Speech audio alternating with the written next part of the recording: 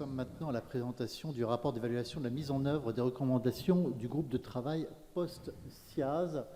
Je vous signale évidemment que cette intervention peut être complétée.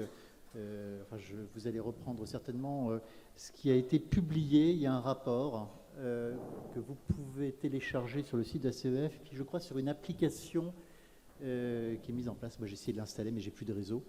Et vous avez un QR code, voilà, normalement qui a été mis à la pause. Je pense qu'on pourra le remettre. Normalement, tous les documents qui vont être cités seront disponibles via cette application.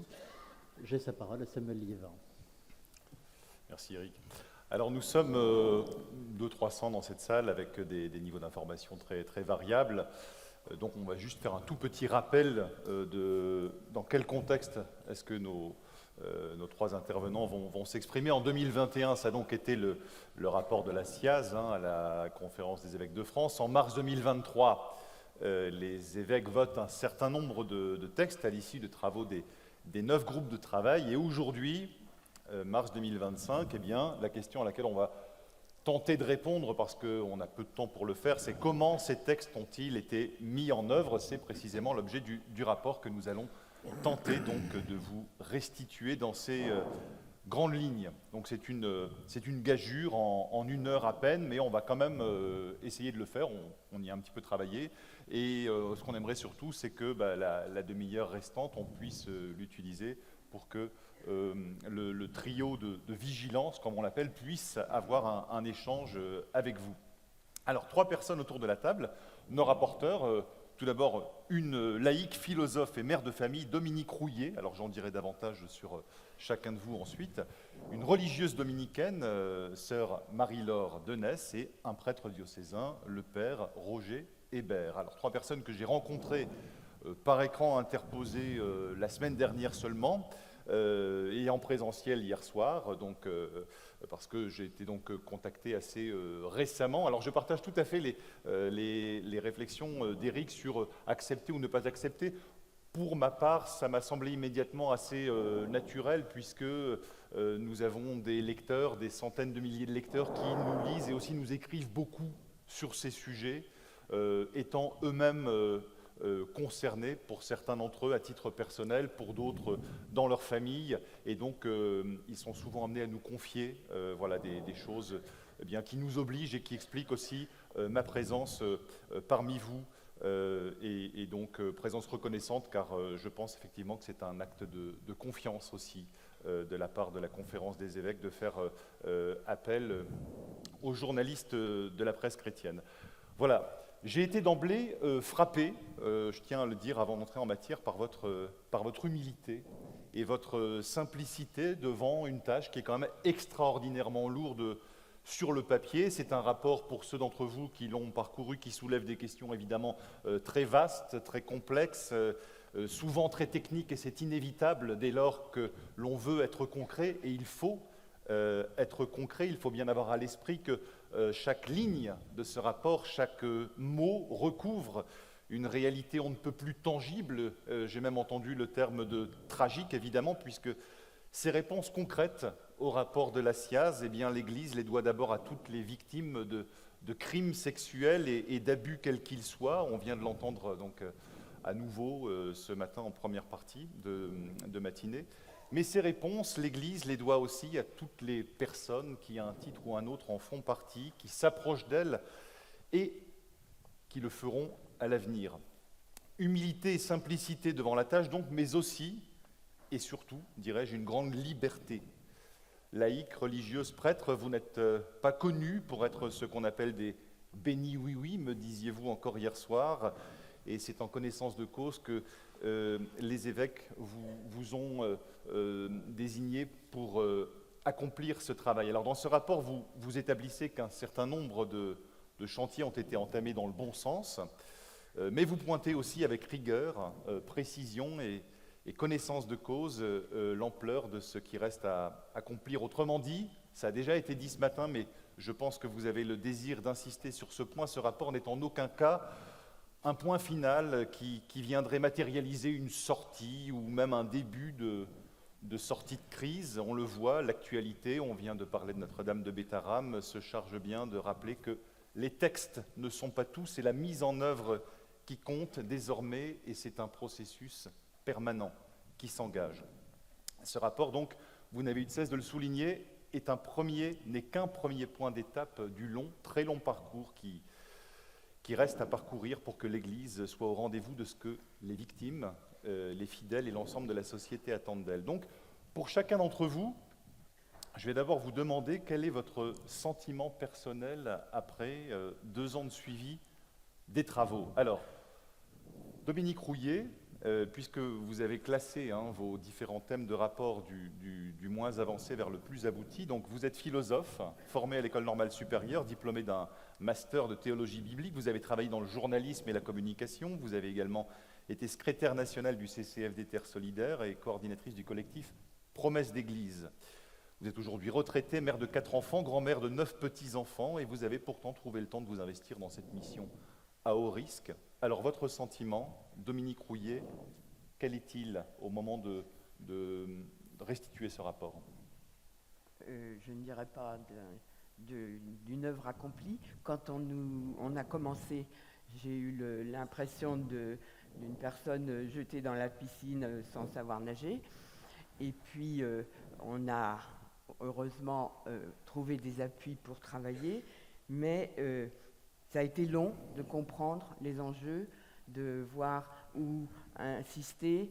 Et on se disait hier, c'est maintenant que notre mission est terminée qu'on a l'impression de mieux comprendre les enjeux, et peut-être même d'ailleurs qu'aujourd'hui on ne rédigerait peut-être pas tout à fait de la même façon le rapport que vous avez entre les mains.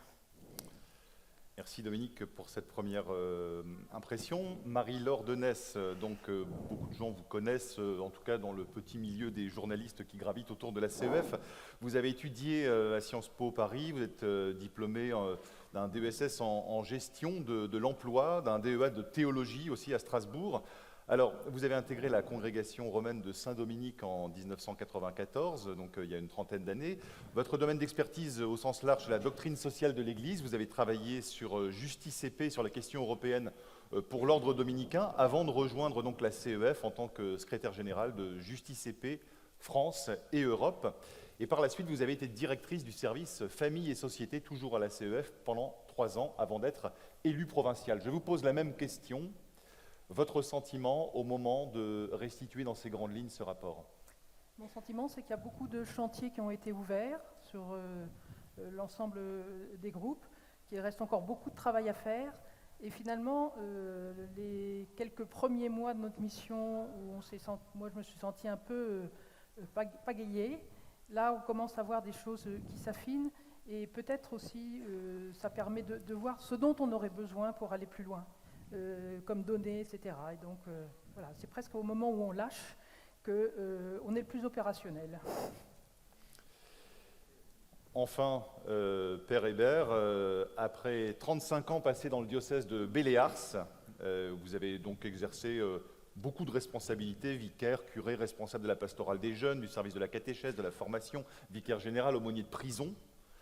Vous avez passé 4 ans au foyer de charité. Et donc depuis septembre 2023, vous êtes recteur du sanctuaire Notre-Dame de Laguet, dans le diocèse de Nice. Vous avez participé au groupe de travail, donc Post-Siaz numéro 2, consacré à la confession et l'accompagnement spirituel, avant d'intégrer ce trio de vigilance. Je vous pose la même question, votre sentiment à l'instant ?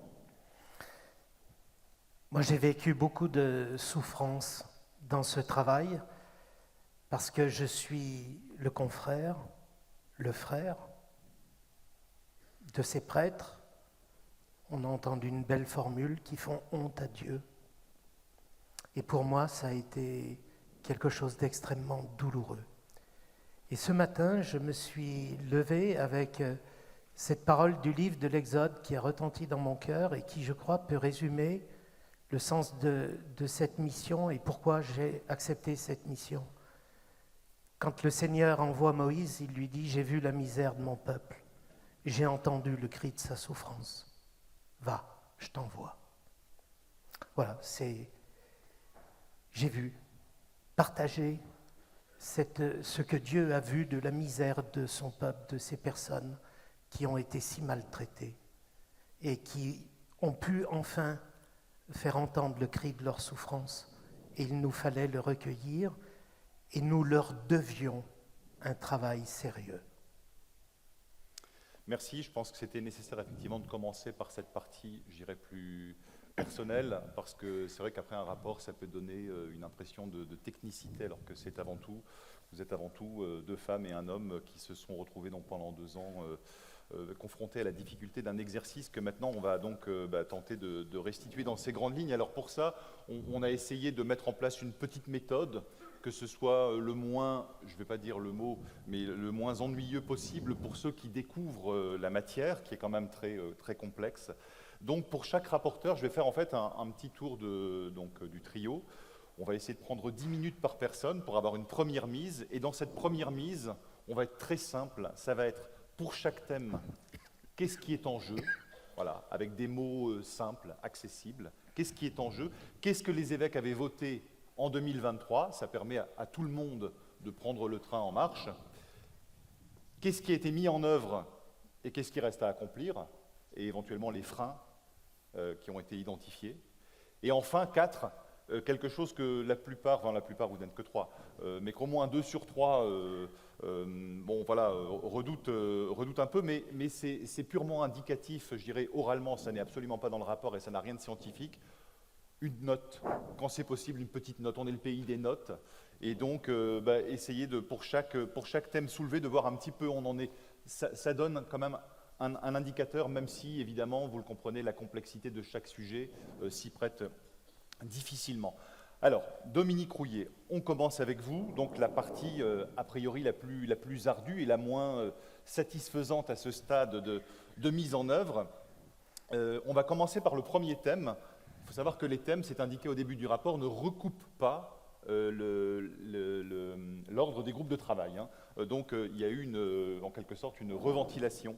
Voilà, et chacun d'entre vous prenez en charge donc 3 à 4 thèmes différents. On va commencer par le premier, la manière d'associer les laïcs aux travaux de la CEF, donc qui fait partie a priori des thèmes les moins avancés. Qu'est-ce qui est en jeu, en quelques mots, derrière ce thème-là, d'associer les laïcs donc aux travaux de la CEF? Mais ce qui est en jeu, c'est l'exercice de l'autorité, comme le signalait le pape François dans sa lettre d'août 2018, un exercice de l'autorité qui, pour un certain nombre de déviances, conduisait à ce qu'on a pu appeler des abus. Et donc, c'est un travail sur la manière d'exercer le pouvoir dans l'Église qui a été conduit. Et par ce groupe de travail, il s'agissait d'associer des laïcs aux travaux de la CEF de façon à repenser la manière de travailler et d'exercer ce pouvoir. Et le groupe de travail avait fait un certain nombre de propositions. La seule qui a été retenue par les évêques en mars 2023, c'était de convoquer une assemblée de type synodal tous les 3 ans. Alors, qu'est-ce qu'il en est précisément aujourd'hui? Eh bien, la difficulté, c'est qu'au préalable, pour mettre en route cette assemblée synodale, il fallait, elle n'existait pas dans les statuts de la CEF, et donc il fallait aménager les statuts pour faire entrer ce mode de fonctionnement. Et donc ça supposait une réécriture d'un certain nombre de statuts et que cette réécriture soit soumise au dicaster pour les évêques à Rome. Et donc il y a eu, alors je ne vais évidemment pas entrer dans les détails techniques, d'abord parce que ce n'est pas ma compétence, mais ce que j'ai compris, c'est qu'effectivement, il y a eu un certain nombre une première proposition de rédaction de statut, ensuite soumise et amendée une première fois par Rome, qui demandait qu'on n'utilise pas le terme d'assemblée qu'il voulait réserver à l'Assemblée strictement des évêques, donc une deuxième rédaction, une deuxième fois des amendements et une troisième fois, ce qui fait que les amendements approuvés et qui sont entrés en vigueur en 2024 ne sont entrés en vigueur qu'en 2024. Et du coup, cette fameuse assemblée de ce type synodal est devenue un conseil, et un conseil triennal, et il s'agit donc maintenant de voir comment cette mesure va être mise en œuvre, et pour ça, évidemment, il faut travailler sur le thème, l'appel des laïcs qui y participeront, le fonctionnement, et donc ça paraissait, avec en plus le renouvellement qui va avoir lieu la semaine prochaine du Conseil permanent, tout à fait prématuré de l'envisager en 2025, et donc au mieux, ça pourrait avoir lieu en 2026, sachant que, évidemment, dans cette configuration, on voit bien que là, on est en deçà de ce qui avait été proposé et réfléchi par le groupe de travail, puisque une telle assemblée synodale n'a pas la même ampleur qu'on pouvait l'imaginer, et d'autre part, qu'on peut dire que des choses de ce genre avaient déjà été un peu expérimentées dans des plénières précédentes, en particulier à propos du travail sur l'écologie ou avec les personnes en précarité. Donc il faudra vraiment qu'il y ait un pas supplémentaire qui soit fait pour que ce conseil triennal soit vraiment au service d'un nouvel exercice du pouvoir. Et je conclurai en disant que, bien évidemment, il y avait d'autres propositions du groupe de travail qu'il ne s'agit surtout pas d'enterrer et qui seront effectivement à reprendre et peut-être, pourquoi pas, à réutiliser, sachant que toutes les propositions des groupes de travail sont en lien, par un lien accessible sur Internet. Et pour terminer, dans ma pratique, je n'aime pas noter, mais vu l'état d'avancée du travail, je pense que, en toute liberté, on pourrait dire qu'on n'en est pas encore à la moyenne. D'accord, on est sous la moyenne. Bon, c'est quand même une normalienne qui le dit, donc c'est assez rigoureux. On essaie de comprendre, si on essaie de comprendre, je dirais avec les yeux du grand public, qui n'est pas forcément familier des arcanes de la CEF et du droit canonique, etc., finalement, injecter une dose de laïque, pour le dire avec des mots faciles, dans cet univers clérical, c'est pas si simple que ça en a l'air. Non, c'est un peu d'ailleurs ce qu'on a fait dans le comité de suivi, et j'ai remarqué que c'était quand même pas aussi simple peut-être pour une laïque que pour une religieuse et pour un prêtre. Et d'autre part, l'idée c'est quand même de repenser à la fois l'exercice, les prises de décision, les évaluations, la façon de rendre compte, et surtout d'apprendre à un travail qui est un chantier beaucoup plus à long terme, de synodalité et de articulation de cette synodalité avec le travail collégial des évêques. D'accord. Donc en tout cas, on y arrivera quand même, selon vous, parce que là, c'est vrai que on touche au cœur, vous l'avez dit, de l'exercice du pouvoir, la gouvernance. Et oui. C'est le synode, en fait. Et donc, entre-temps, d'ailleurs, ce travail des groupes de travail avait été fait en tout cas avant la fin du synode 2020, donc de 2024.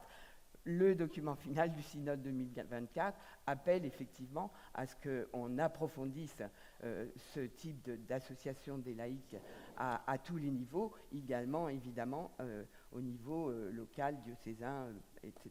Voilà. Donc il y a tout un chemin à entamer qui peut faire monter la moyenne. Bon, voilà pour l'association des laïcs. On peut essayer d'atteindre la moyenne. Deuxième item, l'analyse, alors qui est pas rien non plus, parce qu'on peut dire que votre escarcelle est bien chargée. L'analyse des causes des violences sexuelles dans l'Église. Alors, qu'est-ce qui est en jeu? Bon, c'est déjà plus ou moins dans la question, mais voilà, pourquoi c'est si central aujourd'hui? ça me paraît évident. Oui, C'est- c'est tautologique, mais on va le dire quand même. Si on ne fait pas cette analyse et si on ne va pas au bout de ce que ça implique, on ne pourra pas, j'allais dire, changer de système, c'est-à-dire sortir de ce que le groupe de travail lui-même a appelé une toile systémique, qui fait qu'il y a un faisceau de causes qui emprisonne le fonctionnement et qui ne permet pas à la fois de remédier, de prévenir et de construire une manière d'être en Église qui permettra d'être plus sûr, sachant qu'on n'est jamais à l'abri et qu'il n'y a pas de risque zéro. Alors, c'est très clairement exprimé. Deuxième donc question, qu'est-ce que les évêques avaient voté dans ce sens en 2023, pour voir de quoi on parle? Alors, c'est là que c'est un peu compliqué. D'abord, ils avaient voté une chose assez circonscrite, qui est de travailler, d'aller au bout du travail commencé sur la réflexion sur les ministères laïques qui avaient été institués à partir de 2021 par le pape et ouverts aux femmes ensuite. Et donc, ces ministères laïques la conférence a travaillé sur un document de points de repère théologiques et pratiques pour l'appel à ces ministères. Ce document a été rédigé, a été approuvé par la CEF, il a été adressé à chaque diocèse et il s'agit maintenant que chaque diocèse discerne comment il va mettre en œuvre ces nouvelles figures pastorales de ministère laïque. Et donc, le document lui-même est promulgué pour 5 ans. Et il est donc prévu qu'il y aura une évaluation au bout de 5 ans, accompagnée d'un rituel qui est encore à finaliser au niveau reconnaissance et confirmation. Mais le document est là. Il s'agit, j'allais dire, la balle est maintenant dans les diocèses et bien sûr auprès des laïcs qui accepteront de s'engager dans ces ministères, femmes et hommes. D'accord, donc là on est vraiment complètement au seuil de... Est-ce qu'on peut mesurer malgré tout un avancement depuis 2023 ? Le document lui-même est un avancement et sur ce point-là, on pourrait plutôt mettre une bonne note. Mais une fois que ce type de travail est fait, ça ne garantit pas la mise en œuvre dans les diocèses. Très bien, on va passer à la troisième question. Si ça vous semble un peu comme ça rapide, sommaire, n'oubliez pas que derrière, on va pouvoir évidemment approfondir avec les questions. Troisième item qui relève, je dirais, de votre partie, quoi. Le contrôle des associations de fidèles. Avant ça, il y avait la deuxième partie de mon groupe de travail sur l'analyse des causes. Oui. Et là, le travail des ministères était une partie. La deuxième partie, c'était effectivement ce travail d'analyse des causes qui conduisent à tous ces types de violences. Et là, le vote de la commission le vote des évêques était de demander à la commission doctrinale de passer au crible les propositions qu'avait fait le groupe de travail. Alors déjà, l'expression était sujette à interprétation et j'ai mis un certain temps à comprendre que, en fait, il y avait eu 2 types de travaux qui avaient été mis en route plus ou moins parallèlement, puisque dès 2021, il avait demandé à la commission doctrinale de travailler sur un certain nombre de thèmes qui découlaient directement du rapport de la SIAZ, comme l'instrumentalisation de la parole de Dieu, les ministères, la morale sexuelle et l'anthropologie, et que donc cette commission doctrinale a avancé sur ce travail, a travaillé sur le sacerdoce ministériel, a produit un document, a travaillé sur la morale sexuelle et a réalisé un colloque dont les actes sont publiés et auquel j'ai pu assister, ce qui m'a permis de mesurer la qualité du travail, mais de mesurer aussi quelque chose de très important, c'est que cette réflexion est quand même très très inconnue est très étrangère au grand public, même des fidèles, et qu'il y a derrière un énorme travail de pédagogie à faire. Et puis, sur un autre thème qui était l'instrumentalisation de la parole de Dieu, dont on a vu comment elle avait pu être utilisée pour produire des violences. Et là, il y a eu quelque chose de très concret de produit, qui était un MOOC avec une série de 24 vidéos pour comprendre la manière de lire, d'utiliser, de travailler, de partager la parole de Dieu. Et ces vidéos sont à destination des paroisses. Donc là, le travail est vraiment... Elles sont disponibles où, ces vidéos? Elles sont disponibles sur le site et je pense que... je ne sais plus. Elles sont disponibles, je pense, on pourra donner les détails ensuite. On pourra donner les détails ensuite. Donc voilà, tout ce travail de la commission doctrinale a eu lieu et parallèlement le travail du groupe de travail à qui on avait confié l'analyse des causes de la production de violences. Et donc, à un moment donné, et c'est ce que souhaitaient les évêques en confiant cette expression un peu sibylline de passer au crible, le travail que la commission doctrinale passe au crible le travail du groupe.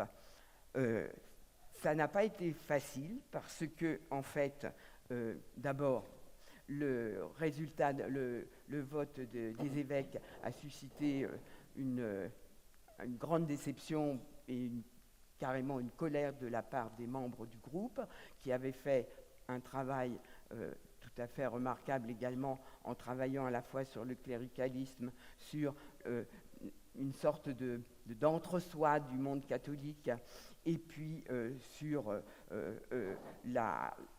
également aussi sur des questions comme la morale sexuelle et un certain nombre de choses qui y sont attenantes et qui ne voyaient pas la façon dont leur travail avait été pris en compte.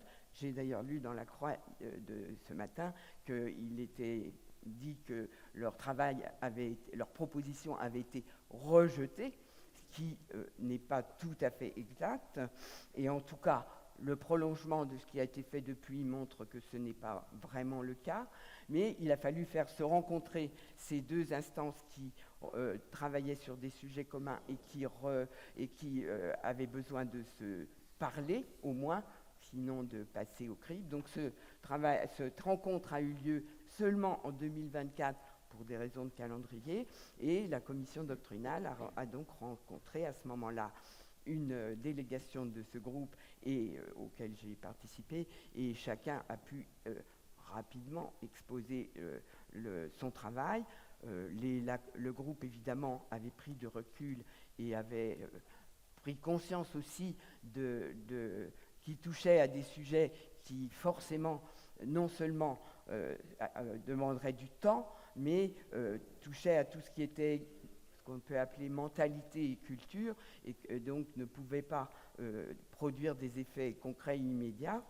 Et donc la rencontre s'est faite de manière beaucoup plus sereine que les premières réactions après les décisions de l'Assemblée plénière de 2023. Les échanges ont été plutôt intéressants, mais il faut reconnaître qu'on ne peut pas considérer qu'il y a eu vraiment passage au crible, si tant est qu'on puisse comprendre cette expression par un retien, par une pause de certaines propositions ou d'autres. Ce que je dirais pour finir, c'est que le groupe lui-même a insisté sur quelques points que je retiendrai, qui sont la pastorale, leur demande fondamentale d'une pastorale des victimes, pour lequel on ne peut pas dire qu'il y ait eu un travail définitif et complètement terminé dessus, mais pour lequel il y a eu un groupe avec des victimes, avec Monseigneur Papin, avec Paul Le Grave, un jésuite, pour essayer de faire un petit document qui va permettre de commencer et à avancer dans cette démarche. Un autre aspect qui a été largement débattu, c'est la manière dont, dans l'enseignement, et en particulier l'enseignement catholique, il fallait travailler à ne pas genrer la manière dont on prenait en compte les élèves.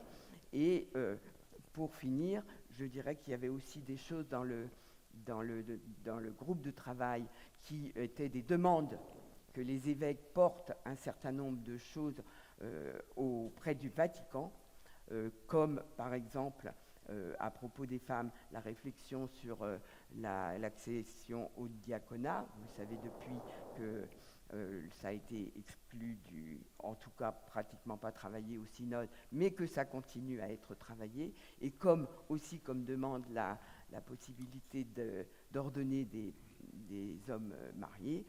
Et donc, le travail du groupe est un document de référence qui va forcément devoir être la base d'années et d'années de travail. D'accord. Alors, je vais laisser développer un peu cette partie parce que vous comprenez bien ce qu'elle peut avoir de fondamental pour pouvoir avancer. Ce qui fait que je vais vous demander de réaliser le tour de force, de faire le tour en 1 minute, mais sachant qu'encore une fois, le rapport est disponible et on peut en parler après.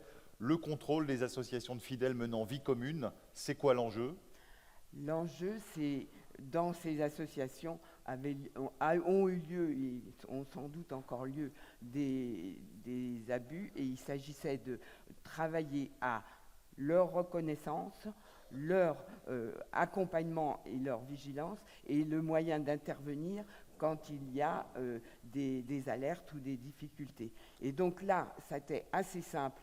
Ça paraissait assez simple au départ, puisque toutes les recommandations du groupe avaient été votées par les évêques, mais en fait, il s'agit pour la plupart de mesures assez opérationnelles. Visite notamment. Voilà, visite, formation, mise en œuvre d'archivage, un certain nombre de choses comme ça qui demandent des ressources humaines qui n'ont pas pu être mises au service de ce travail. Donc, il y a des choses qui ont avancé qu'on peut lire dans le rapport, mais il y a encore beaucoup de choses qui demandent à être, j'allais dire, même insufflées parce qu'elles ne sont pas encore, elles sont encore au niveau du balbutiement. D'accord. Donc, l'intention paraît clairement établie. Il y a eu une quinzaine de visites quand même, si j'ai bien compris. Alors, il y a eu,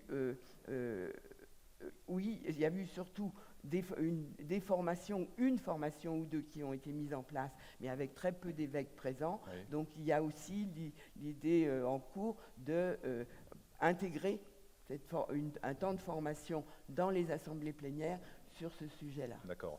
Est-ce qu'on va se risquer à mettre une note là ? C'est vrai que là, c'est pas pour les mêmes raisons, on est en dessous de la moyenne, mais avec l'idée que ça pourrait avancer beaucoup plus vite que le cas précédent. D'accord. Mais en fait, vous allez voir un petit peu sur tous les sujets. Hein, on se dit qu'on voit à peu près ce qu'il faut faire, mais quand on commence à le faire, ça devient extrêmement complexe et on a vite fait de s'enliser. Et c'est un peu ça, en fait, tout l'enjeu, je crois, pour la suite, hein, sur le long terme. C'est encore une fois ce principe d'action permanent et s'en donner les moyens. Marie-Laure Denesse. Bon, on va avancer. Hein. Vous, c'est 4 thèmes, mais du coup, manifestement, si on comprend bien votre volonté de les classer du plus compliqué au moins compliqué, même si tout est un peu compliqué, on l'a compris, ça devrait aller un peu plus vite. Alors, partage des bonnes pratiques devant les cas signalés. Bon, là, on voit aussi un peu l'enjeu, mais même si on le redéfinit, là, en quelques mots. Je dirais que l'enjeu, c'est de donner la priorité aux personnes victimes, et puis avec un souci de faire émerger la vérité, de pouvoir accompagner fraternellement, de faire droit à la justice aussi, et puis avec un travail de prévention. D'accord. Alors, par rapport à ça, la base, je dirais, textuelle, ce qui a été voté par les évêques. Ce qui avait été voté par les évêques en 2023, c'était le principe de travailler les propositions qui avaient été faites par le groupe de travail, et puis ensuite de se servir de ça aussi pour revoir la mission du service et du conseil liée à ces sujets. Et puis un deuxième point focus qui était sur les cellules d'accueil, avec l'idée là aussi de retravailler et de modifier le fonctionnement en fonction des conclusions. D'accord. Alors, dans ce qui a été fait, il y a eu un gros travail de fait autour des cellules d'écoute, puisqu'il y a eu un audit par un cabinet extérieur qui a fait un certain nombre de propositions qui ont permis d'améliorer et de compléter le référentiel pour les cellules d'écoute qui existent en France. Et il reste, j'ai envie de dire, ça reste un outil extrêmement précieux aussi pour chacune des cellules d'écoute qui peut creuser des pistes supplémentaires en fonction de son contexte. Mais là, on peut dire en gros que ça roule dans chaque diocèse? Bah, je ne sais pas si on peut dire ça roule, parce que voilà, mais il y a 90 cellules d'écoute, donc énormément ont participé à cet audit. Hein, qui sont toutes en état de fonctionnement, avec les ressources humaines ont soulevé ce problème-là, alors, justement à différents degrés, c'est-à-dire qu'il y a des diocèses qui sont plus riches que d'autres en termes de population, donc évidemment, c'est ça qui voilà. pose problème, ouais. Et puis peut-être une question aussi, quand peu de cas, peu de personnes viennent consulter les cellules d'écoute, de maintenir un outil professionnel C'est et ça. expert à En niveau. état de Donc fonctionner, ça, même c'est si ça n'arrive pas c'est souvent. une vraie Ouais. question, voilà. Donc un accent mis aussi sur la formation, là.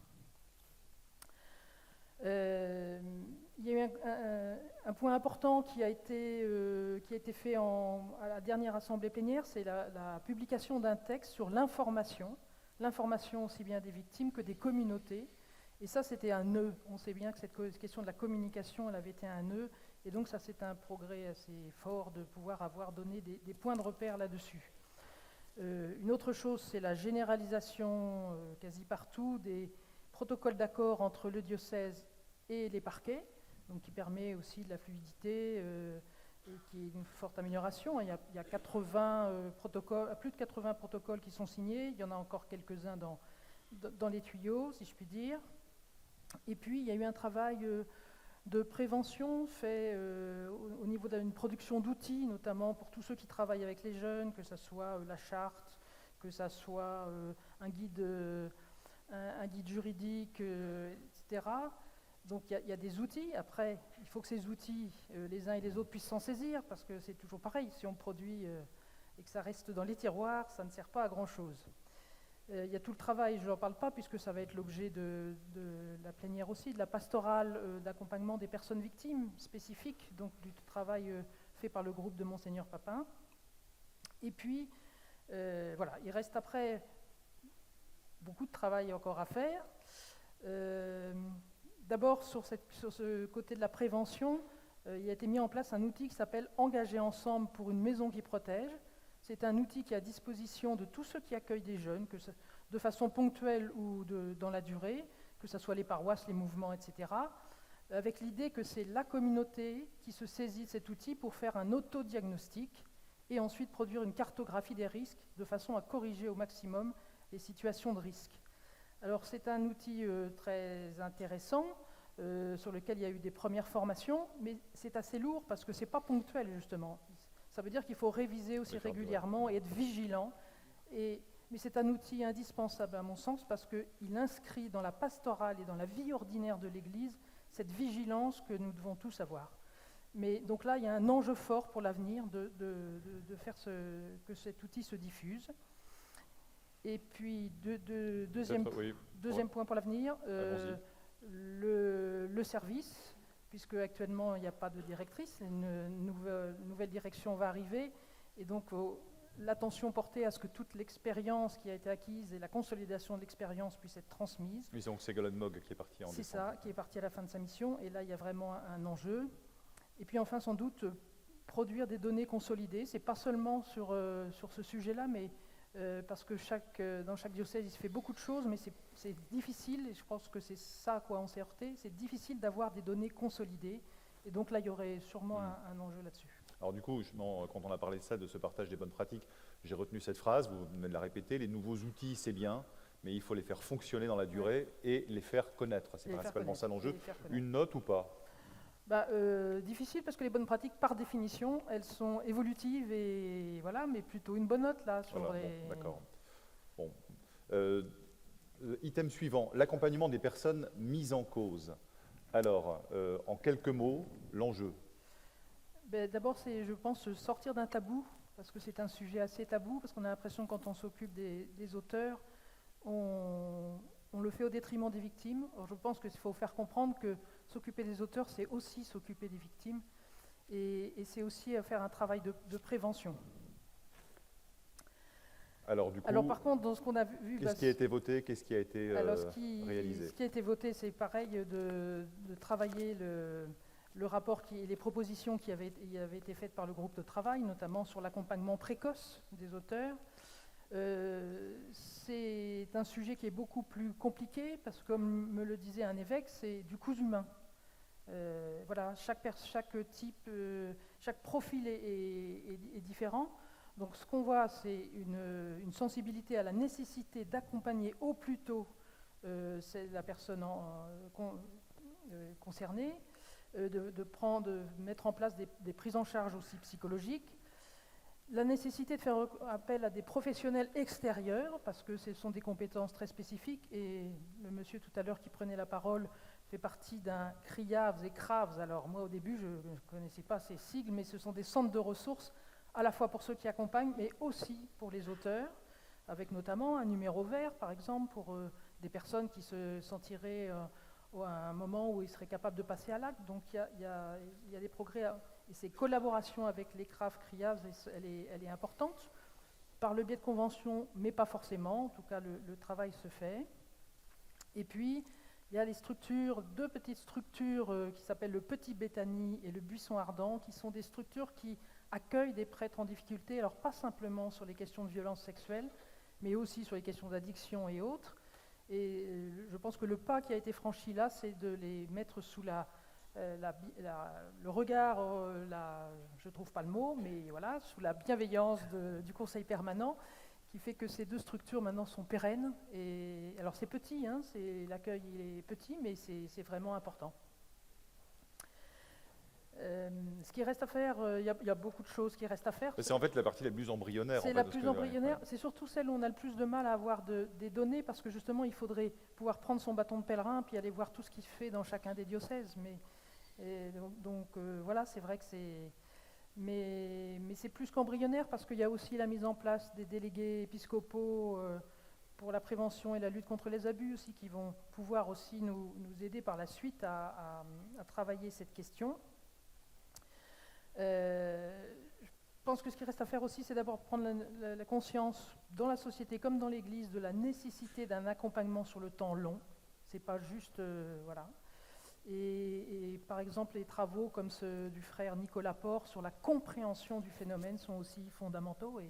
Mais là, tout est à travailler. C'est vrai que cet angle mort, on le voit, il existait dans l'Église, dans la société, et même, je crois, dans nos choix éditoriaux, c'est beaucoup plus rare, effectivement, d'avoir cette démarche éditoriale, ne serait-ce que parce qu'il y a aussi la crainte chez les journalistes qu'elle ne soit pas forcément comprise dans son intention par les lecteurs.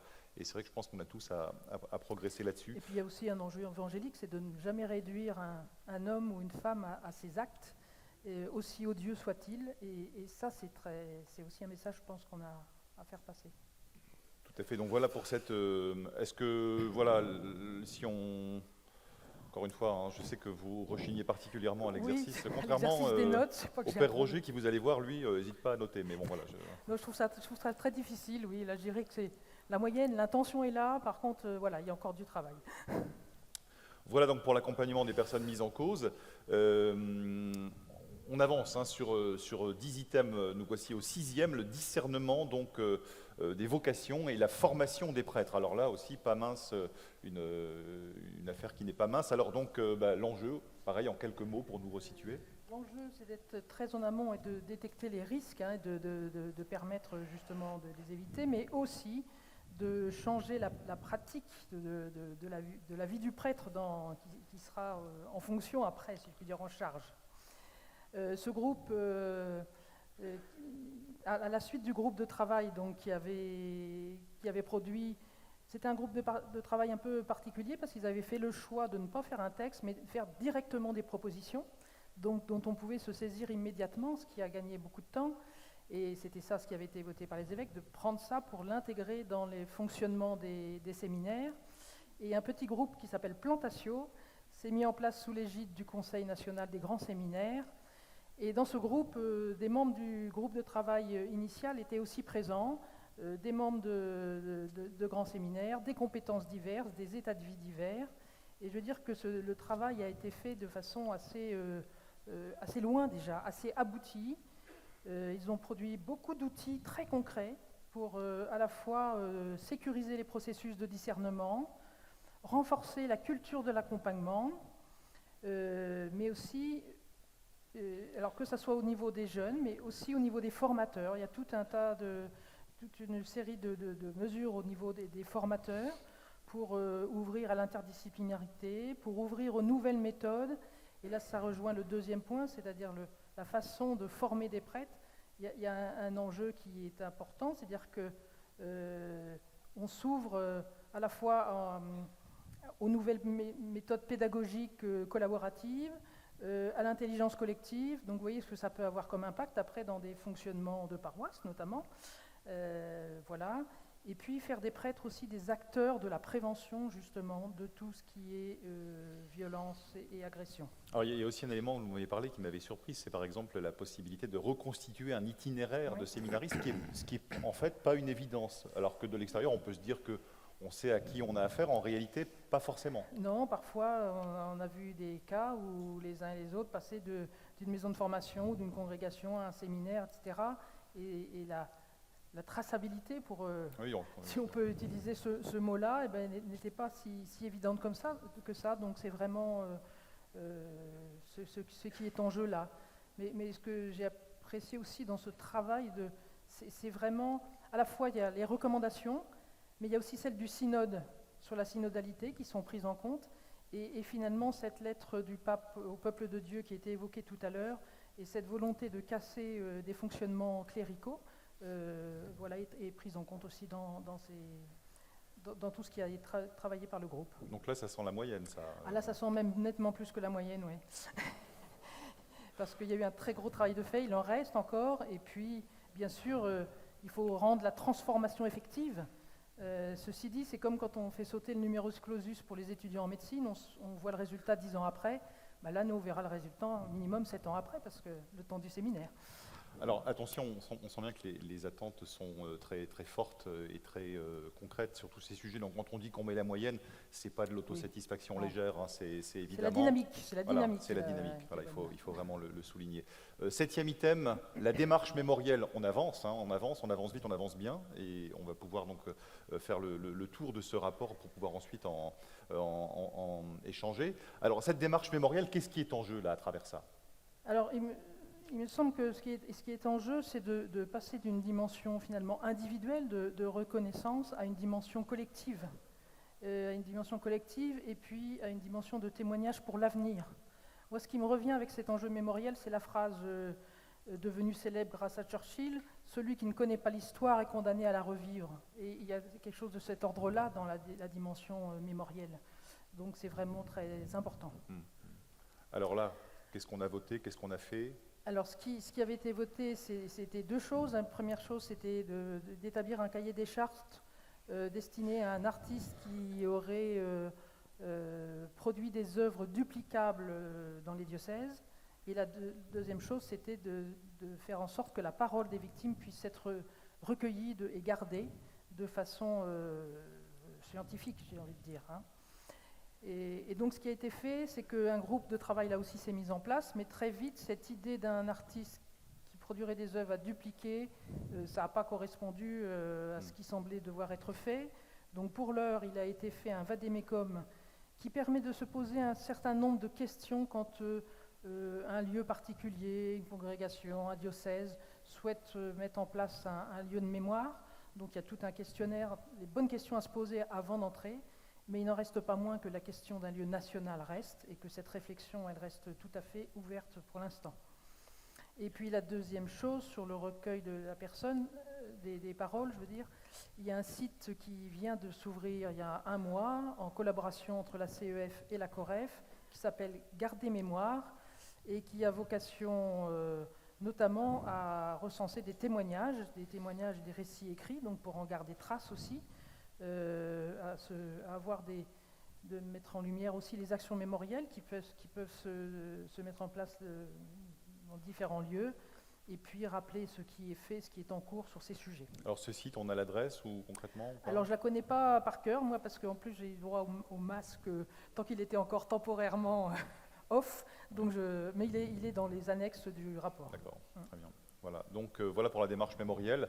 Donc là aussi, on est quand même sur quelque chose dont on a une réflexion en cours. C'est difficile, j'imagine, Oui, de noter oui. ce genre de Oui. choses, quoi. En tout cas, il y a cette intention de laisser une trace qui soit constructive et qui nous rappelle sans cesse. En tout cas, c'est important de le faire, oui. Voilà. Merci, merci Marie-Laure Denesse. Père Roger Hébert, donc vous avez les 3 derniers items, la confession et l'accompagnement spirituel, l'accompagnement du ministère des prêtres et, last but not least, l'accompagnement du ministère des évêques. Alors, on va commencer par l'accompagnement spirituel. Qu'est-ce qui est en jeu? Bon, ça paraît bizarre de se le demander, mais en même temps, c'est peut-être bien de se le redire. Alors d'abord, je dois remercier Dominique et Marie-Laure qui m'ont laissé le plus simple, mais je donne une explication, ce n'est pas moi qui ai tiré la couverture. Comme je participais au groupe de travail numéro 2, il était logique que je suive tout cela, et après on a regardé ce qui allait bien avec, voilà comment la répartition s'est faite. Mais merci, j'ai apprécié. Dans le premier point de vigilance, j'avais donc confession et accompagnement spirituel, qui sont 2 domaines différents, qui étaient étudiés par un même groupe de travail, mais qui s'est scindé en 2, justement, parce que les choses sont différentes. L'accompagnement spirituel, eh bien, on l'a entendu ce matin, toute la question, c'est l'emprise. De pouvoir mettre un cadre qui évite le plus possible des situations qui vont déraper, et on sait que l'essentiel des abus, des violences sexuelles ont commencé par une situation d'emprise. D'ailleurs, vous dites même 2/3 des abus ont eu lieu dans ce cadre-là. Alors, dans le cadre de la confession et l'accompagnement spirituel, la SIAZ dit que 2/3 des abus ont eu lieu là, ce qui est absolument terrible, parce que le lieu où doit être manifestée la miséricorde de Dieu a été complètement dévoyé par des prêtres qui ont utilisé de manière honteuse. J'ai eu des témoignages de personnes victimes qui m'ont raconté comment ça s'est passé pour elles dans ce cadre-là. Vraiment, j'en ai eu honte. Donc l'enjeu était important, 2/3. Et alors la difficulté, c'est que l'accompagnement spirituel, il y a des écoles qui donnent un certain nombre d'orientations, mais il n'y a pas de cadre précis. Alors que dans la confession, on peut dire que si le rituel du sacrement de la pénitence et de la réconciliation avait été suivi, on n'aurait pas eu tous ces dérapages. Mais petit à petit, pour des tas de raisons, on les connaît tous, mais on a pris de la distance et de la liberté par rapport à ce cadre qui n'était pas un cadre qui était là pour brimer, contraindre les prêtres, mais qui était un cadre de bon sens. Et on l'a oublié et on l'a payé chèrement. Donc il y a eu une réflexion qui a été faite, et à la suite de cette réflexion, 2 textes ont été élaborés. Une charte de l'accompagnement spirituel au plan national qui est proposée, et un autre texte, cadre, référence, sur la pratique du sacrement de la réconciliation. Donc, c'est quelque chose d'extrêmement positif, on peut dire. Maintenant, la question, moi je le dis souvent, un bon texte, ce n'est pas un texte qui a été rédigé et voté. Un bon texte, c'est un texte qui est appliqué. Et donc, la balle est dans le camp des diocèses et donc des évêques pour voir aujourd'hui comment ils vont se saisir de ces textes et permettre à ces textes de devenir des textes de référence dans leur diocèse. Parce que dans l'élaboration de ces textes, il y a eu un certain nombre de visios et une rencontre des secrétaires ou présidents des conseils presbytéraux, selon la dénomination. Mais on peut dire qu'à chaque fois, en gros, alors ne me titillez pas sur les chiffres, en gros, c'était la moitié des diocèses qui étaient représentés, un tout petit peu plus parfois. Ça ne veut pas dire qu'il n'y a que la moitié des diocèses qui ont travaillé, mais moi j'ai découvert que la conférence des évêques de France, c'était compliqué. Quand on veut avoir des éléments précis, mon Dieu, c'est compliqué. parce qu'il ne faut pas s'adresser directement, il faut passer par ceci, par cela, etc. Moyennant quoi, on n'a que des photographies floues. Elles existent, mais un peu floues. Et donc, voilà, aujourd'hui, on a 2 outils intéressants, mais toute la question va être maintenant de savoir, dans le concret, comment ces textes vont être promulgués dans les diocèses, travaillés par les prêtres, parce que les évêques avaient eu un très bon réflexe. Ils avaient dit « Nous souhaitons que tout ce qui concerne les prêtres soit étudié par les prêtres ». Ça, c'était une très bonne stratégie. Seulement, la difficulté, c'est qu'après, il faut vraiment que les prêtres s'en saisissent. Voilà. Donc là, grosso modo, il n'y a que la moitié pour le moment des diocèses qui... Non, on sait que la moitié ont participé à la réflexion, voilà. et on ne sait pas ce qu'il en est de l'autre moitié. Donc il y a des lieux où on fait, je ne sais plus comment ça s'appelle, où on dénonce, on donne la liste de ceux qui ont participé pour mettre la honte à ceux qui n'ont pas répondu. On ne va pas le faire dans l'Église, bien entendu, mais n'empêche que la question se pose, que se passe-t-il dans les diocèses qui n'ont pas été représentés? Voilà. Donc, je vais quand même vous demander la même chose qu'à vos 2 consoeurs. Alors, on s'est vu hier soir et je vous avais proposé une note, mais je n'ai pas réussi à m'endormir et je me suis dit que c'était peut-être à cause de ma sévérité. Ah. Donc, j'ai décidé d'être plus miséricordieux. Donc, je mets 12. 12, ah oui. Hier, il mettait 10 quand même. Hein. Ouais. Non, je mets 12 parce que d'un certain côté, je pourrais mettre 18 parce que les textes ont été produits. Mais encore une fois, le texte produit, ce n'est pas ça qui doit nous satisfaire. Ce qui nous satisfera, c'est quand le texte sera appliqué. Voilà. Et donc, c'est pour ça qu'il n'y a que 12. Mais il y aura une note supérieure dans 10 ans pour celui qui sera à ma place et qui fera l'état des lieux dans 10 ans. Et déjà, très bonne suggestion pour que ce genre d'exercice existe encore dans Voilà, 10 ans. avec d'autres. Avec d'autres. Voilà, donc merci pour ce premier point. Ensuite, 9e, premier point, donc c'était le premier point pour vous. Le 9e en tout, ce sera l'accompagnement du ministère des prêtres. Donc là, qu'est-ce qui est en jeu dans en quelques mots? On voit bien que dans toutes les questions des violences sexuelles et des situations d'emprise, les prêtres ont été quand même dans le cœur du truc, quoi. Beaucoup d'abuseurs sont des prêtres. Donc, il était essentiel d'accompagner les prêtres. Il y avait un accompagnement des prêtres abuseurs, mais ce n'est pas moi qui en étais directement responsable du suivi, mais de tous les prêtres. Parce que, évidemment, l'immense majorité des prêtres sont des bons prêtres, sont des prêtres enthousiastes, sont des prêtres donnés, évidemment. Seulement, on se rend compte aussi aujourd'hui que beaucoup de prêtres sont surchargés, beaucoup de prêtres sont parfois écrasés, et puis toutes ces révélations ont produit vraiment des choses difficiles. Certains prêtres disaient qu'ils avaient peur de prendre le train avec un signe distinctif, etc. La situation était devenue difficile, donc il était nécessaire qu'il y ait un accompagnement du ministère des prêtres pour qu'ils n'aient pas l'impression que, voilà, vous allez supporter le poids du jour, de toutes ces difficultés, et puis non. Donc, dans le groupe de travail qui a été chargé de faire des propositions, ils ont fait beaucoup de propositions, peut-être trop, et du coup, très peu ont été retenus. Et là encore, les évêques ont dit, puisque ça concerne les prêtres, il faut que les prêtres étudient cette question.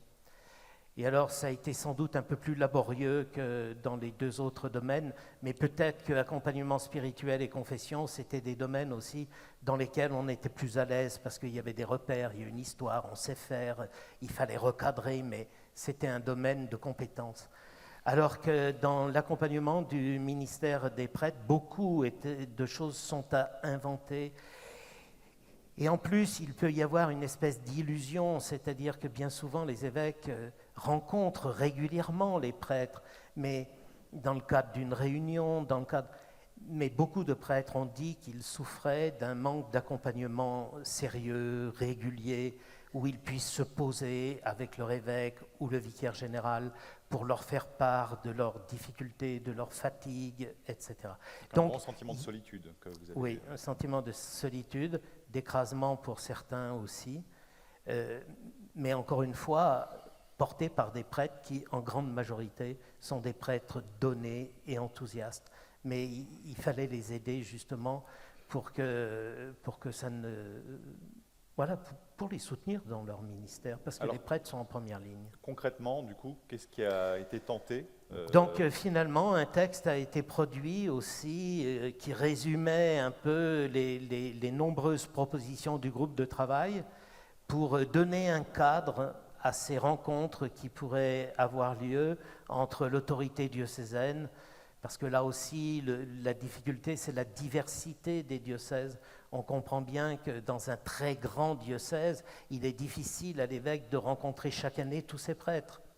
Mais dans un petit diocèse, c'est beaucoup plus simple, beaucoup plus pertinent.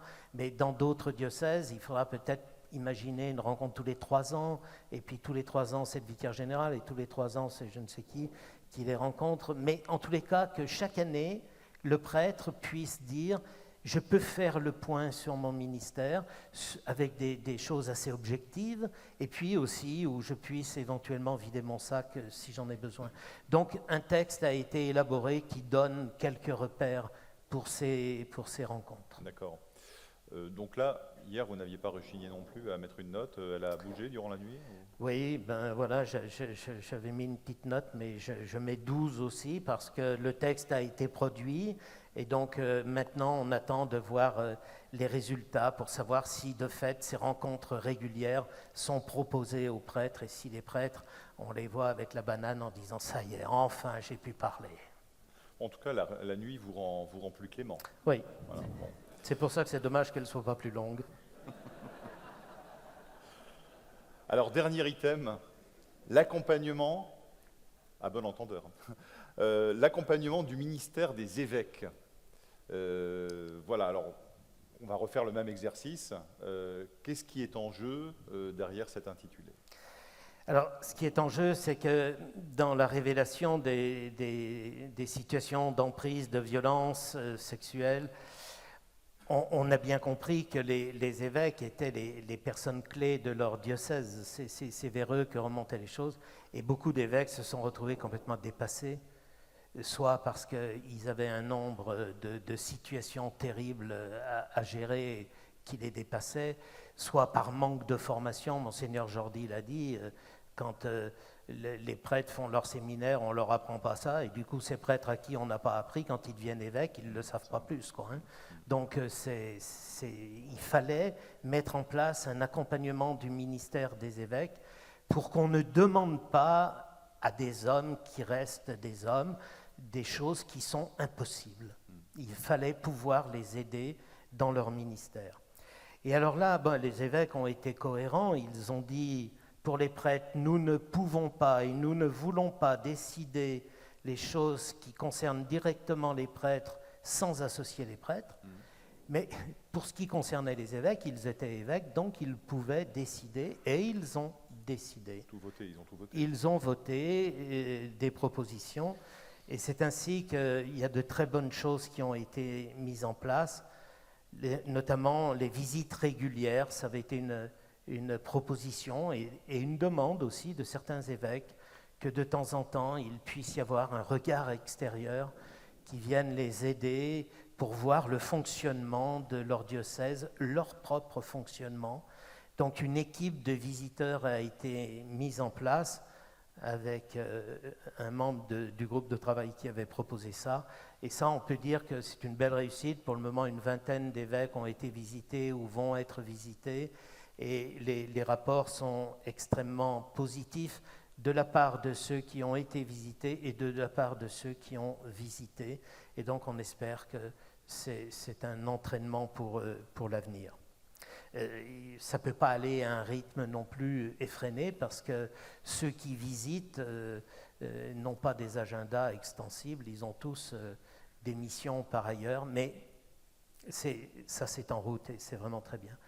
Un module de formation a été mis en place aussi pour les nouveaux évêques dans les 2 premières années de leur ministère épiscopal, parce que là aussi, un prêtre qui devient évêque, il a passé 5, 6, 7 ans au séminaire pour se préparer à devenir prêtre. Pour devenir évêque, il y a la rencontre avec le nonce et puis la grâce qui lui tombe dessus subitement, qui doit le rendre apte à faire tout ce qu'il ne savait pas faire 24 heures avant. Donc, il est évident qu'il était essentiel de mettre en place une formation qui puisse les aider à prendre la mesure de ce qui va leur Est-ce qu'on peut arriver. demander à tous ceux qui dans la salle se reconnaissent dans ce qui vient d'être dit de lever la main? Merci, les quelques-uns qui ont osé. Voilà, il y avait aussi la proposition d'un mentorat, c'est-à-dire que particulièrement un jeune évêque sait qu'il peut avoir une ressource chez des évêques qui ont plus d'expérience, qu'il peut les appeler. C'est sur la base du volontariat, donc ça reste, c'est pas quantifiable, mais en tous les cas c'est proposé et c'est bien. Et puis il y avait une proposition aussi pour les aider à bien rencontrer leurs prêtres quand ils mettent en place des rencontres régulières, et le texte dont j'ai parlé avant les aidera. Voilà, donc là on sent quand même que c'est un chantier qui vous a globalement beaucoup réjoui, Oui. puisque là c'est clairement la meilleure note. Oui. Ouais. Ça va me faire pardonner tout ce que j'ai dit au préalable, et notamment dans le conseil permanent où parfois j'ai un peu élevé la voix. Là, je mets 18. Quand même, avec les félicitations du jury, c'est 18. Tout à fait. Enfin, je demande à la normalienne, qui est la plus experte en notes. Non, je vous taquine. Alors, voilà donc pour ce premier panorama. Ça n'est qu'un point d'étape, un premier point d'étape. Ça, là-dessus, j'ai encore droit à 2 minutes Je t'en prie. Voilà. Tu as du temps. Dominique, vous souhaitiez vraiment insister, vous, là-dessus. Alors, ce qu'on a entendu là, ça n'est qu'un point d'étape. Un premier point d'étape, me disiez-vous hier, en appuyant sur le premier. On a beau le dire et le répéter, c'est pas seulement... Est-ce qu'on peut... Le micro marche? Le son? Oui. C'est pas seulement un point d'étape, c'est quasiment un premier pas. Et quelquefois timide. Et ce que je me disais, c'est que c'est pas parce qu'on dit ça qu'on doit entrer dans une démarche de découragement. Et quand on a participé, comme on a participé nous pendant 2 ans au travail, enfin pour une petite partie, au travail du conseil permanent, moi j'ai été étonnée de découvrir la volonté du changement et vraiment l'engagement. Mais c'est vrai que ça pouvait contraster avec l'expérience que j'avais des diocèses. Et donc, ce qu'il faut aussi dire à tous les niveaux où nous sommes, c'est que même quand c'est un petit pas, c'est un pas qui compte. Et il faut défendre le fait que ces pas comptent et qu'on n'avancera que par petits pas. Très bien. Alors ça, je crois que c'est vraiment la philosophie avec laquelle il faut se quitter. Peut-être, Père Roger, vous me disiez hier soir, tout aurait pu s'arrêter aussi à l'Assemblée de 2023. Oui, bien sûr, puisque les évêques avaient voté les résolutions des groupes de travail, ils auraient pu dire, on a fait notre travail, on a lancé des groupes de travail, ils nous ont fait des propositions, on a voté certaines, on n'en a pas voté d'autres, mais enfin, on a fait notre travail. Mais moi aussi, comme le dit Dominique, j'ai été vraiment, même si parfois je trouvais que ça n'allait pas assez vite, mais j'ai vu une volonté réelle de la part des évêques du Conseil permanent de faire aboutir cette réflexion. Et donc, en nous nommant, ils n'ont pas choisi la voie de la facilité, parce qu'ils nous invitaient à leurs réunions, on y allait tous les 2 mois, en espérant qu'on leur donne toujours des bonnes notes, mais ce n'était pas toujours le cas. Mais ils souhaitaient vraiment qu'on les aide à avancer en disant « il ne faut pas qu'on s'arrête en route ». Et donc, on a besoin de personnes. Et donc, nous, notre interrogation, aujourd'hui, nous rendons notre tablier, nous sommes heureux de le rendre parce que la mission était lourde et on avait d'autres terrains de mission les uns et les autres. On est heureux d'avoir fait ce qu'on a fait, mais la question, c'est de savoir, et maintenant, qui va surveiller pour que ça continue Voilà. d'avancer? D'autant que l'actualité, elle, se poursuit. Évidemment, on a parlé de Notre-Dame de Bétarame ce matin, et puis même vous, sœur Marie-Laure, en fait, vous vous rendez bien compte, vous êtes bien placée pour savoir que votre congrégation étant aussi concernée, personne n'est à l'abri en réalité. Personne n'est à l'abri. Et je me souviens, quand la SIAZ a publié son rapport, la première chose que j'ai dit à mon conseil, c'est « Mes sœurs, on a un vrai angle mort, c'est l'enseignement catho et toutes nos tutelles. » Et là, il y a un vrai travail à faire. Alors là, l'allusion que je faisais, je n'ai pas précisé, c'est l'établissement de Neuilly, hein, c'est ça. Voilà. Donc, Merci Samuel. voilà pour ce premier Merci à panorama. vous. J'espère que Mais on ça... va prolonger la discussion Voilà. comme on l'a fait ce matin. Moi, j'avais quand même une question à vous trois. Je rappelle à votre conviction. On voit bien que là, on avait repéré des problèmes, on a travaillé, on a imaginé des moyens, vous avez suivi l'évaluation de ces moyens. Mais moi, j'ai parlé de l'objectif. Est-ce que, avec le recul, les 2 ans que vous avez passés, vous vous dites si on avait bien mis en place toutes ces dispositions, est-ce qu'aujourd'hui ça serait efficace? C'est pas seulement qu'un texte soit écrit et voté et appliqué, c'est est-ce qu'il est efficace? Est-ce que, voilà, j'en appelle à votre conviction, est-ce que en mettant tous ces dispositifs bout à bout, ça peut marcher? En tous les cas, moi je suis persuadé que le texte, par exemple, sur la confession et la charte sur l'accompagnement spirituel, je suis persuadé que si tous les prêtres le respectent, il y aura une réelle avancée. Mais pour le moment, on a une marge de progression. Parce que quand j'entends certains échos de personnes, moi je suis dans un sanctuaire où j'accueille toute la journée, des personnes qui me disent comment elles ont été accueillies par un prêtre, les questions que le prêtre leur a posées dans la confession, c'est pas gagné. Est-ce qu'il y a des questions dans la salle maintenant? Je vous en prie, monsieur. Est-ce qu'on peut, voilà, ici, juste derrière la caméra. Vous pouvez vous lever, voilà, vous levez la main. Merci, monsieur.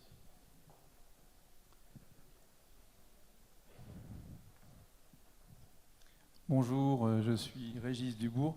J'étais pilote du premier groupe, le plus mauvais, d'après ce que j'ai compris dans l'ordonnancement. J'ai été pilote et je suis ici aussi. Je me suis posé la question pourquoi revenir finalement 2 ans après. Ce que nous avons fait ne nous appartenait plus dans le groupe. Et une espérance m'habite. Et l'attachement à mon Église est toujours là.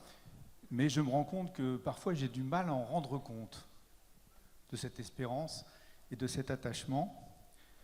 Alors je suis venu pour vérifier que dans l'institution Église, personne ne dise qu'il faut tourner la page.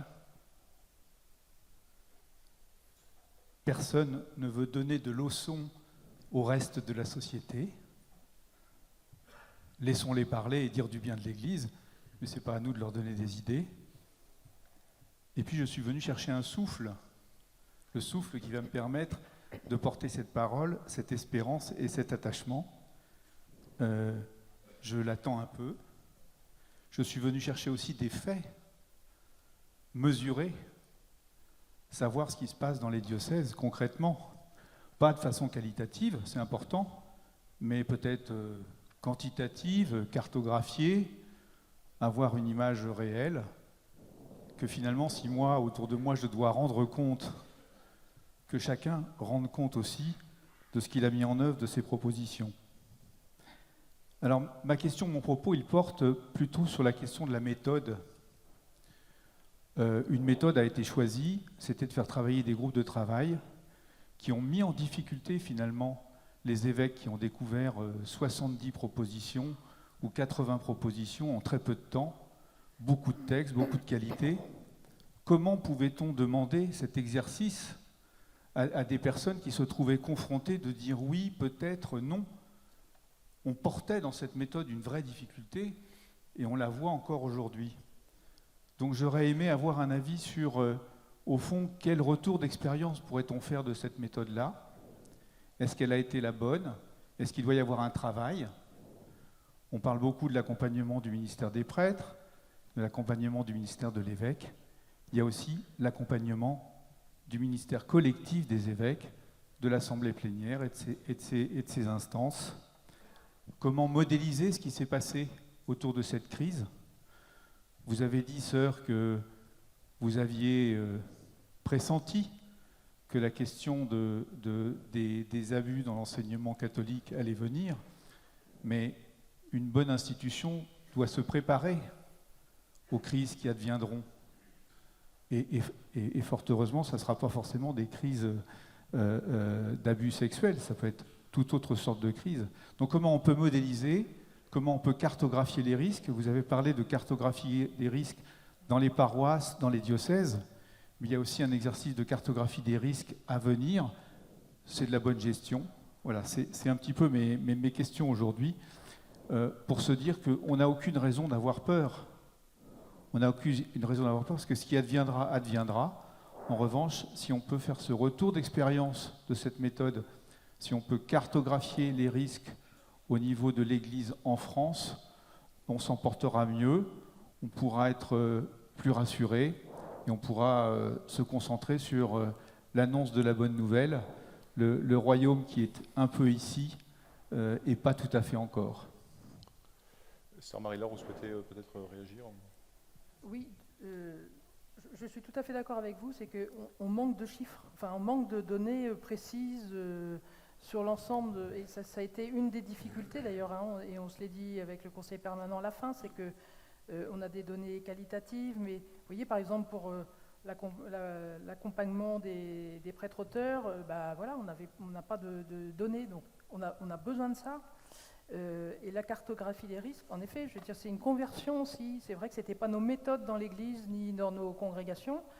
Moi, j'ai fait partie du groupe de travail de la COREF sur la gouvernance, la bonne gouvernance des congrégations, mais c'est pareil. C'est-à-dire qu'on a besoin de ces outils-là aussi pour ouvrir l'avenir, là. Mais on court un peu après, là, parce que ce n'était pas nos méthodes. Donc... Rébert, vous souhaitez aussi, Et puis alors moi je crois que tous les rapports des groupes de travail, c'est une mine qu'il ne faudrait surtout pas ensevelir. Alors sur les sujets, par exemple confession, accompagnement spirituel, mais quand dans un diocèse on veut préparer une formation, mais alors vraiment on a dans les rapports des groupes de travail et les annexes une mine à exploiter. Et même dans ce qui n'a pas été voté, ça reste une mine à exploiter. Donc, ne les enterrons pas. Et peut-être que dans 10 ans, on se dira, tiens, on cherche une bonne solution et elle était dans le rapport, là. Je vois d'autres mains se lever. Oui, là, oui, monsieur. Moi, je suis donc Bastien Ouranga pour l'association Fraternité Victime, qui accompagne des personnes victimes d'abus, abus, viols, violences, etc. Moi, ma question, elle est, on a entendu qu'il y avait beaucoup de travail, qu'il fallait prendre son bâton de pèlerin, que les textes étaient bien, mais qu'il fallait les appliquer. Bon, voilà. Et donc, ma question, c'est de savoir, et maintenant, vous avez dit que votre mission s'arrêtait, qu'est-ce qu'il faut faire? Est-ce qu'il faut relancer un groupe comme le vôtre? Est-ce qu'il faut, entre guillemets, embaucher des gens, des personnes au secrétariat général? Enfin, j'en sais rien, mais du coup, là, maintenant que vous rendez votre tablier après votre bon travail, qu'est-ce qui se passe? En tout cas, qu'est-ce qu'il faudrait faire selon vous pour que ce travail se poursuive? Est-ce que vous avez un souhait maintenant que vous avez, porté le tablier pendant 1 an et demi, 2 ans? C'est le moment peut-être de l'exprimer. Comment vous voyez la suite? Alors, qui souhaite... Oui, je pense qu'en effet, il faut qu'il y ait quelqu'un qui veille à ça. Parce que sinon, la charge de travail, etc., il faut qu'il y ait quelqu'un pour qui ça doit être la mission d'être ce veilleur-là. Il me semble, moi, compte tenu des difficultés qu'on a eues à récupérer des données, non pas qu'on nous les a cachées, mais parce qu'il fallait aller à la pêche, voilà. Et je pense qu'il y a besoin, justement, dans la réflexion qu'il y a sur la réorganisation du service ou autre, il y a besoin d'avoir ce veilleur-là, me semble-t-il. Oui, moi, ce qui me frappe, c'est qu'effectivement, on a travaillé pendant pas tout à fait 2 ans d'ailleurs, et qu'on a mis beaucoup de temps à comprendre les enjeux et à voir comment, on nous avait dit suivi, qu'est-ce que ça pouvait vouloir dire un suivi, et il ne faudrait pas que cette expérience soit perdue. C'était une première expérience de comité de suivi, il faudrait que cette expérience-là soit aussi utilisée pour la suite, et la deuxième chose, est de voir comment cette manière-là, ou une autre, ou une façon améliorée, puisse continuer, et que là, il y a peut-être aussi une transmission à faire.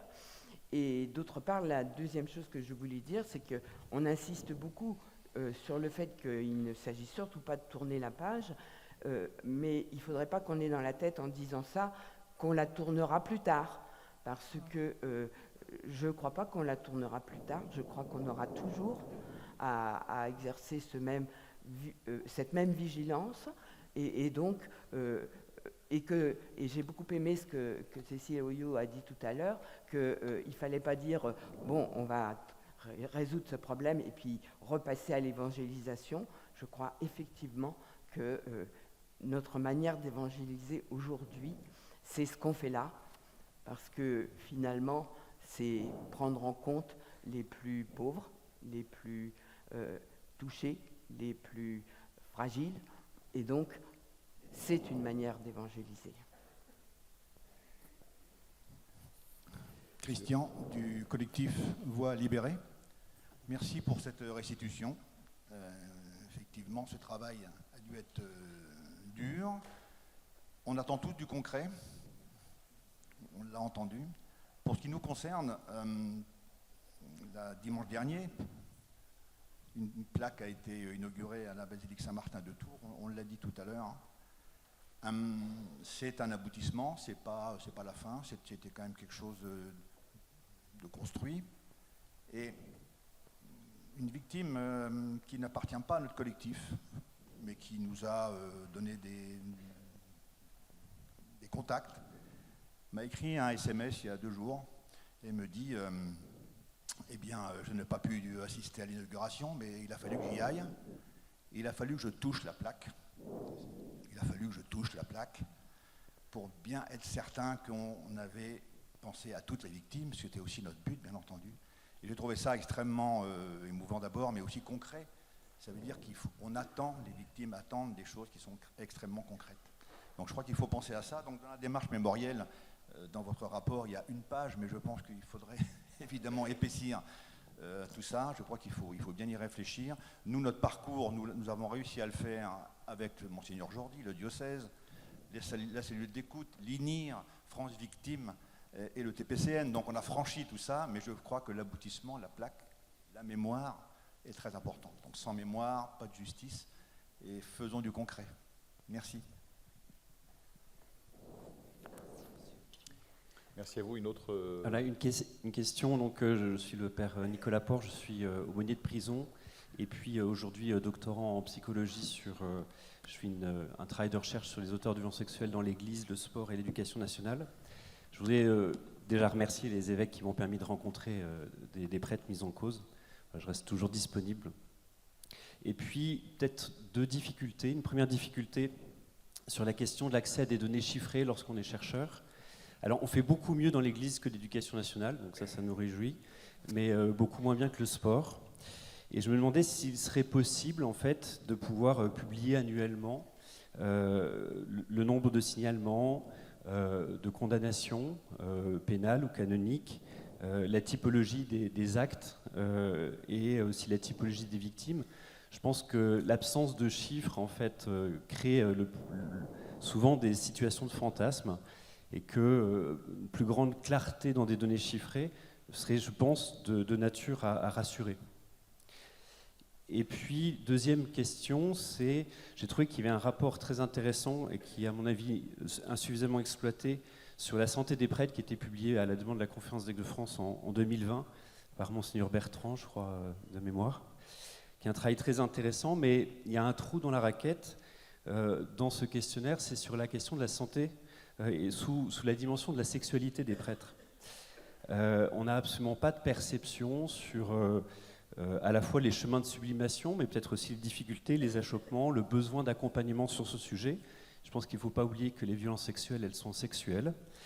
Et il me semble qu'on pourrait aussi avancer, peut-être par un questionnaire anonyme qui permettrait d'avoir une représentation, et là encore pour fuir le fantasme et l'imaginaire, de la réalité de ce que vivent les prêtres et peut-être de besoin d'accompagnement dans ce sujet sur la sexualité. Merci. Je crois qu'il y avait une question ici également. Voilà, le temps que le micro arrive. En attendant, je vous en prie, monsieur. Merci. Vincent Dastuval, j'étais le pilote du groupe de travail numéro 1. Donc d'abord, je voudrais remercier notre trio pour leur engagement et puis pour nous avoir dit un peu ce que vous aviez vécu là, pendant ces 2 ans. Je trouvais que ça manquait un peu dans votre rapport, donc je suis content de vous avoir entendu dire ce que vous avez vécu. Ensuite, peut-être un peu dans le prolongement de plusieurs choses qui ont été dites.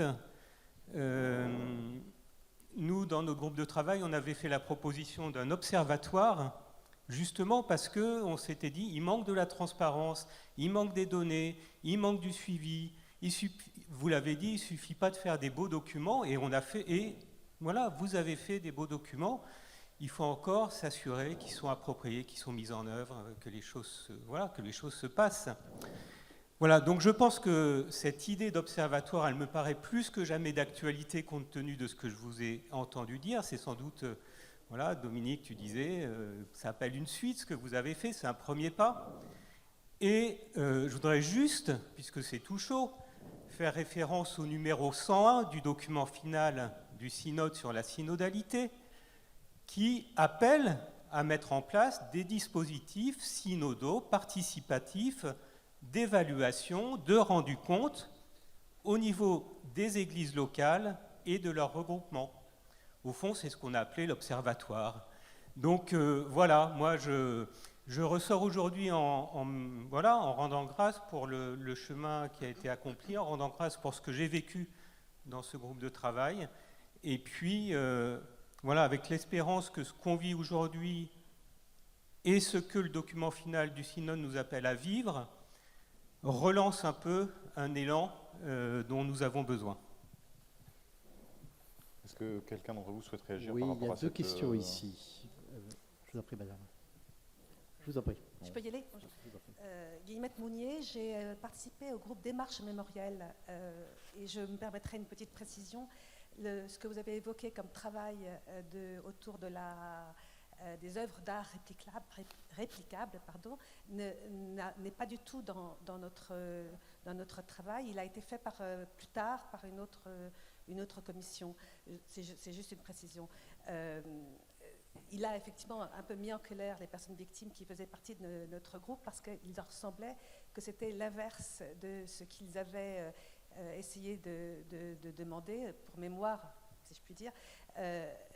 La volonté des personnes victimes de laisser une trace, de parler. On m'entend pas? Si. Et encore mieux maintenant. De laisser une trace et de libérer la parole, comme c'est souvent dit. Mais c'est aussi une manière que plus jamais ça, que c'est un travail de prévention qui est important, qui était bien au-delà de leur personne et d'un lieu. Ça, c'était la première chose. Ma deuxième question, c'est, j'ai lu que, et je ne le savais pas, que le projet d'un site, comment dire, en pierre, je sais, ou en papier, a été pour l'instant mis de côté parce que pas mûr. Certes pas mûr, mais comment est-ce qu'on fait pour qu'il le devienne? Parce que si on l'oublie complètement, on ne sera pas plus mûr dans quelques années ou pour nos enfants et petits-enfants. Voilà. La troisième chose, c'est un remerciement parce que nous avons été effectivement un petit peu heurtés, secoués par la proposition de site numérique qui avait été faite et qu'il manquait ce qui nous semblait au cœur, c'est-à-dire la présence des victimes. Et déjà, ce site, en quelques jours, qui a été ouvert effectivement juste avant, donc on n'a pas pu en parler beaucoup plus que ça, mais déjà il a évolué. Donc ça veut dire que c'est un point d'étape et pas un premier pas et que la réflexion continue. Merci. Également, je vous en prie, monsieur. Le micro. Bonjour, Corinne Vaillant-Lanotte, je suis membre de la cellule d'écoute du diocèse de Bourges. Je suis aussi pédopsychiatre et j'ai pendant longtemps été médecin d'éducation nationale. Donc je souhaite apporter peut-être vous solliciter une réflexion par rapport à cette dimension que j'ai entendue tout à l'heure sur l'association de l'État, l'Église et les associations. Je dis ça parce que même dans le domaine de la santé, c'est quelque chose qui est prévalent, le recours aux associations et aux professionnels. On peut considérer que l'Église est dans son domaine professionnel. Et en fait, l'exercice de la recherche des maltraitances, des abus, des violences sexuelles dans notre État est quand même dans une démarche de recherche. Depuis les années 90 que vous avez évoquées, il est heureux, et nous pouvons nous en réjouir, qu'aujourd'hui, en Église, tous ensemble, nous fassions de la lumière sur ces ténèbres et qu'ensemble, nous fassions une vraie démarche de travail. Et merci pour tout ce que vous nous avez dit ce matin. Maintenant, pour appliquer, ça suppose une gouvernance, ça suppose un retour des personnes, mais des diocèses, par rapport au nombre de personnes concernées, par rapport aux démarches effectuées ou non effectuées, par rapport aux difficultés. Ça suppose des statistiques. À l'Éducation nationale, il y a une demande annuelle de retour sur le nombre de maltraitances, le nombre de situations qui ont été vécues et quelles ont été les suites données.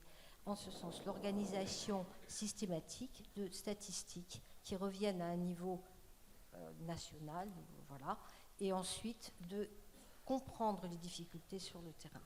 C'est, je crois, indispensable et à travailler sur tous les diocèses, avec ensuite des démarches aussi d'indicateurs, c'est-à-dire sur les propositions que vous faites aujourd'hui, quelles sont celles pour lesquelles vous allez demander, parce qu'on ne peut pas travailler complètement sur tous les points, les diocèses parfois sont pauvres, quels sont ceux sur lesquels vous allez demander expressément d'avoir des retours et un travail efficace, prioritaire. Vous parlez par exemple de 2 textes sur les confessions, texte sur la charte spirituelle. Eh bien peut-être que c'est une priorité, même si on doit tous avoir en tête que la prévention, et en particulier l'intervention auprès des enfants, auprès des mineurs, dans l'enseignement catholique, est aussi une prévention indispensable. Voilà, merci. Un grand merci à vous. On va s'arrêter là. Voilà. En tout cas, merci Samuel, merci à vous 3.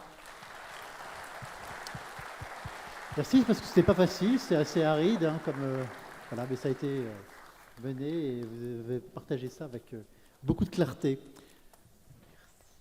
On fait une pause jusqu'à 14h30, donc c'est le déjeuner. Alors je ne sais pas exactement moi comment ça se passe, mais j'imagine que c'est très très bien organisé et qu'on va nous apporter les réponses tout de suite.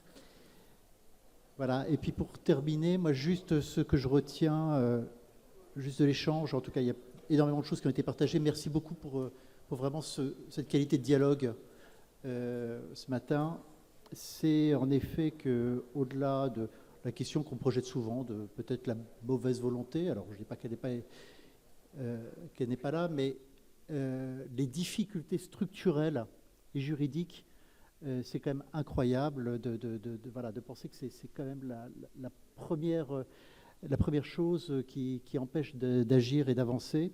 Et puis, voilà, cette idée d'un observatoire qui semble sortir de plusieurs voies ce matin. Il y a certainement quelque chose là à bâtir et à imaginer. Merci beaucoup.